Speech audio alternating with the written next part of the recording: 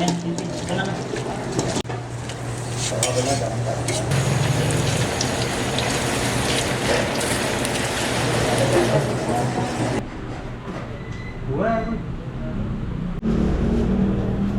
Luto ako roti para sa prata, tanapay. Tawag dito Philippine, tanapay. Kamay natin kasi Siyempre. kinakamay daw ito mga kams, mas masarap.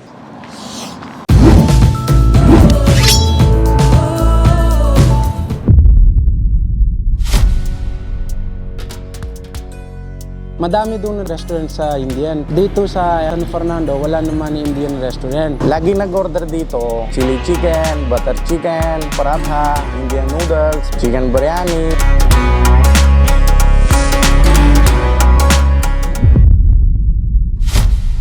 Dito po ang kakayan ni Ken Robinson Bus Terminal. Dito po ang kakayan ni Ken Robinson Bus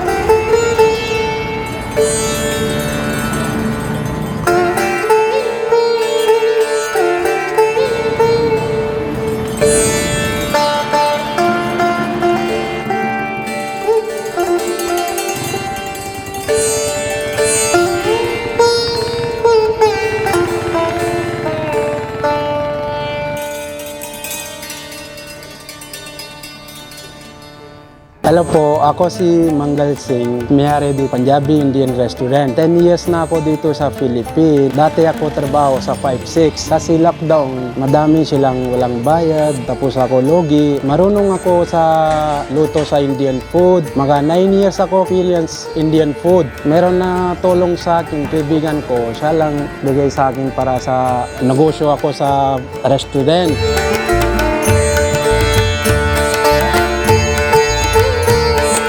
Ako si Hardeep Singh, owner din dito sa Punjabi Indian Restaurant. Nagpa-partnership kami. Ito na ko restaurant sa 1 month pa lang. Maganda naman kita ko dito. Araw-araw ako lutahin sila dito. Lahat na Indian, Filipino.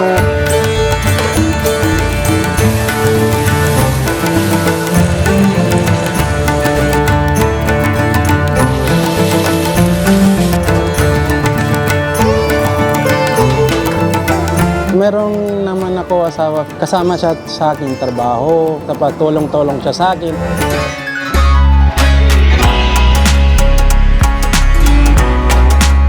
Chili chicken, fried chicken.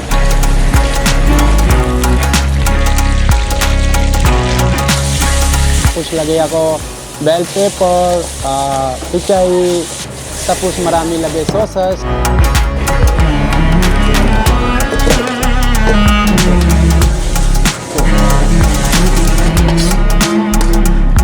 Indian noodles naman po, yung spaghetti nyo, nagkukulong namin una. Tapos hiwain kami sibuyas, black pepper. Pagluluto namin, lagay kami mantika. Pag init ng konti, lagay namin yung sibuyas, clove, yung noodles. Tapos yung masala namin. Pagtapos namin yung noodles, nilagay namin suka, toyo, ketchup, spicy sauce. Tapos hinalo kami. Pag init na yon, nagluluto na po.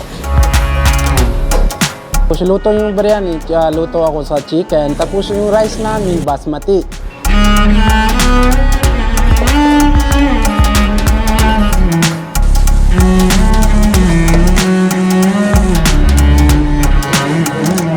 Tapos halo. Tapos yung luto na biryani.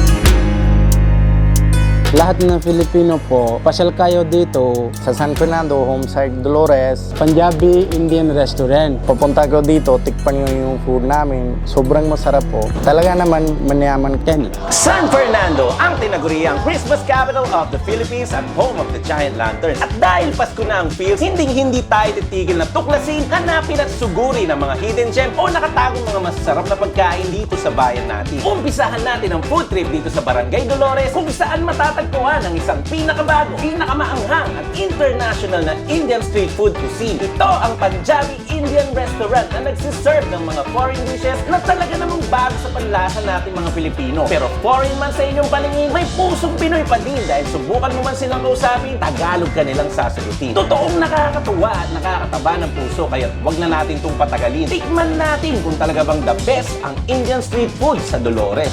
Maganda na mga kap! Kainan na mga kams! At nandito lang tayo sa tabi-tabi, dito sa hometown natin. Fernando, Pampanga, at meron tayong na-discover at natuklasta. Ito, first time, foreign cuisine. Oo nga, no? First time natin makadayo ng foreign, pero local. Pero dito, hindi tayo lumipad. Hindi tayo lumipad. Dito lang kami sa malapit sa kapitbahay namin. Yeah. Naamoy ko na, sobrang bango. Kainin na agad dito. Tara, tikman natin. Umpisahan natin dito sa biryani, mga kabs. Authentic, legit, original. Ano pa po pwede natin itawag Ibang dito? kulay yung kanin. Kamay natin kasi Siyempre. kinakamay daw ito, mga kabs. Mas masarap. Karaniwan, kinakamay yan. Cheers, sa! Cheers! Cheers, mga kabs.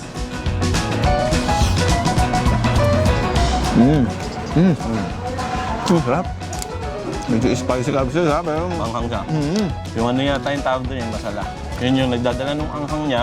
At ang biryaning to, chicken po ang ginamit niya. Sinahog. Pwede rin naman kasing lamb, no? Ngayon, bago ako sa kanin, yung texture niya. Yun naman yung ano, basmati rice. Mas Kasi mas makakatawa. mahaba siya. Kapag tinignan mo sa kamay mo, medyo mahaba siya kaysa sa karaniwan natin bigas. Mga pagkain dito. Mabigas na kanin. Tayo mo yung manok niya, sabay mo sa biryani.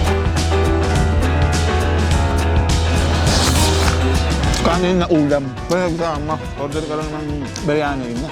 Meron din silang mint para dito. Kumbaga, ito kasi yung partner nila sa biryani. Tingnan natin konti. Sabi nila, kuya, okay din to. Pero dip-dip lang daw. Magka-compliment naman. Okay. Oo. Basta lang ka ng flavor. Ang sarap ng Indian food, mga kabs. Kung makikita nyo, mga kabs, para lang karinderya yung nasa likod. Pero yan po ang tinatawag nilang Punjabi Indian food na restaurant. At dito yan, makikita sa hometown ng TV. Nandito lang tayo sa kanto ng home site dito sa Barangay Dolores, San Fernando, Pampanga. So, kung gusto nyo i-check itong place na to at tikman, ang pinaka-landmark na masasabi ko na palagi kong nakikita, yung simbahan dito sa Dolores, San Fernando. Tapat nun is pure gold. May kanto. May kanto doon. Pasukin nyo lang yon. Pag pinasok nyo yung kanto na yun, nasa kanan mga kabs, hindi kayo lalagpas. Nakikita nyo. First Hanggang. Indian food yata dito to. Dito sa San Fernando, oo. May mga iba sa Angeles, pero hindi ganito yung setup, mga kabs. Napaka-local nung dating bahay lang. Street food style siya. At mga kabs, nagkakamay kami kasi parang ganun talaga ang pagkain nito para mas ma-enjoy mo siya. Ito naman yung buttered chicken. Tapos dito, meron siyang roti. Yan. So pupunitin mo siya, kukuha ka ng kapiraso para ma-edit mo dun sa butter. Kung sa atin ang tawag dito yata, pita bread. Or pita bread, tama ganun? Parang ganun.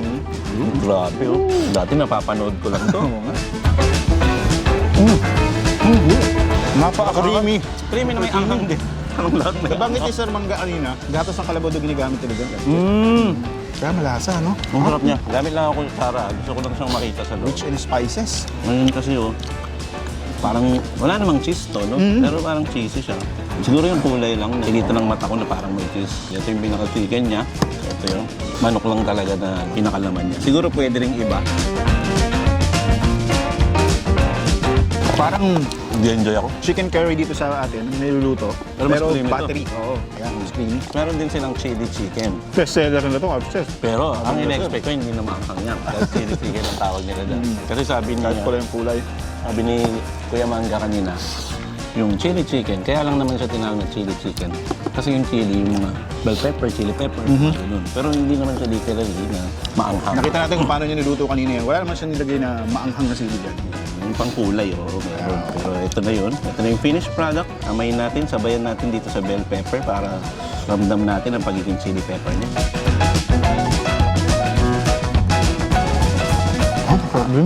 Palagi itong in-order ng mga napapadaan daw, yung mga Pinoy, mga taga dito, mga lokal. Paborito doon ng mga Pinoy. Pag pumunta kayo dito, unahin nyo dito sa chili chicken. Tapos, butter chicken, hindi kayo magsisisi.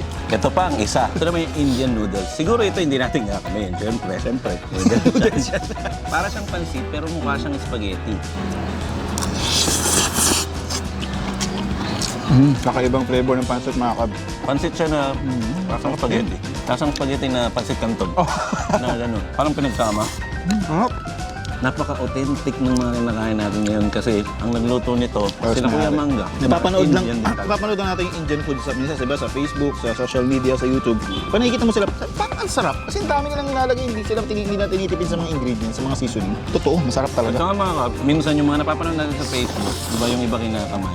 Normal lang naman na kinakamay din ng mga Indian talaga yung pag-prepare kasi parang ano na nila yun eh. Yun yung way talaga nila. Para mas mahalo. Pero siyempre, kailangan siguraduhin na malinis ang kamay, maghugas muna bago magluto. By way of cooking kasi na kailangan mo talagang kamayin. Kasi pag Katulad ng nag-grabs ka, harina. dumidikit. Hindi pwedeng ano yun yung butter, yung bubuin, imo-mold, hindi pwede yun kasi didikit doon sa plastic na gloves.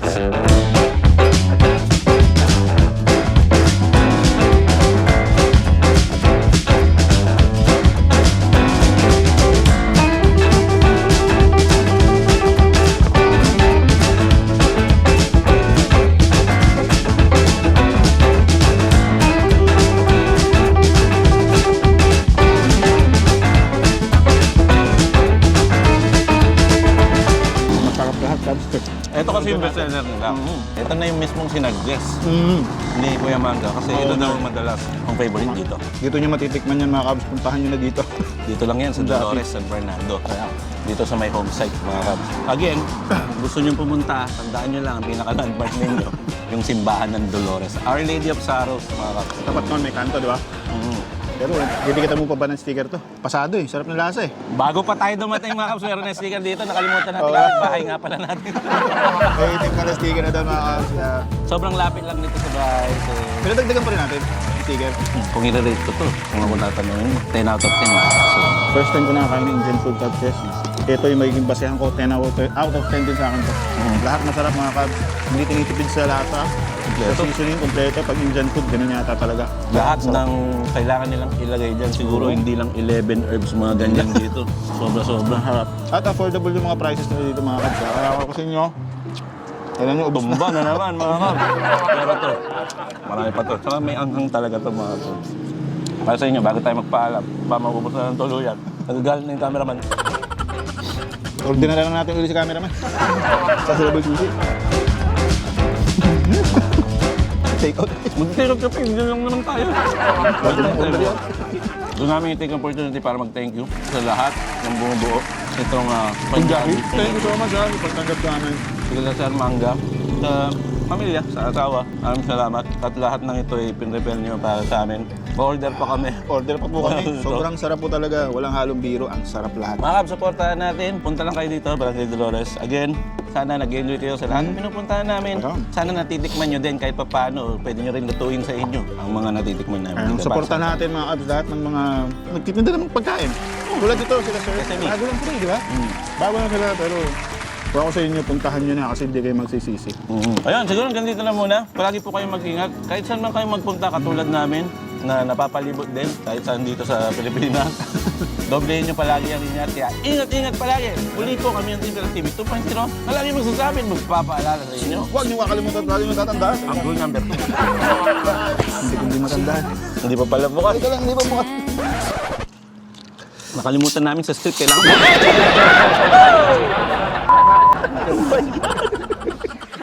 Hindi naman, may tawel. Sabi ko na eh. Cheers, cheers. Hindi mo ubus. Sakto, may tawel.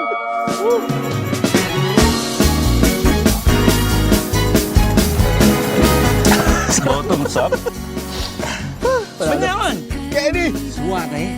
Ete. Tama ba yung pronunciation natin? Tanong natin ngayon kaya. Kaya tama ba yung pronunciation namin? Alright! Manyaman, Kenny. Suwate easy. Let's go! Woo! Panalo.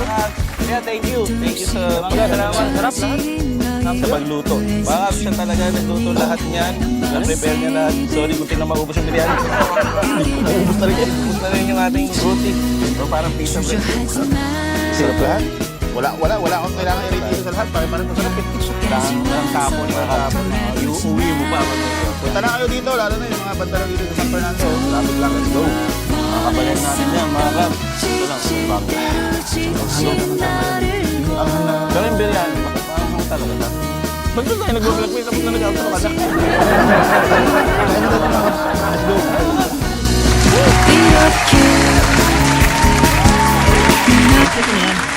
Okay na yan, mga kab. Ito naman, bigla na nag-roll. Hindi tuloy ako umiingat. Ito yung main road ng home site. Doon, MacArthur Highway yon yung nandun sa dulo. Dito naman, Villa Victoria. So, ang landmark niya, yung building na yon, Savers. Tapos dito na yan. Sir Mangga, siya po yung owner. Sir Vangas, thank you very much sa pagluto. Ang sarap. Ang totoo niyan, inubos ni Tata lahat. Subukan yung Indian food mga kabs. Masarap. Ibuyog! Ibuyog! Alright, uwi na tayo? Take out? Take out ka na, sige na. Uwi kami mga kap, dun lang kami oh. Sa may dako lang ron. Saan na naman pinapanood mo dyan? Hindi ko alam ano ba ito para ba ginagawa sa'yo? Nawawala na naman, pasyon. Wala na naman yung signal. Binura mo pa si Ledron? Hindi, wala na nga oh. Balitaan na lang namin ulit kayo mga kap. Lagi naman ganito eh. Disconnect na naman. John, bumalik ka na please. Bababay-babay ka pa dyan. Nakita na ba? Nakita na? Yun, muli. Parang hindi naman nakikita ng camera. Layo. Salamat. Cubs chase. Teka. Transition natin na. Transition. Forward. Transition. Oh, transition!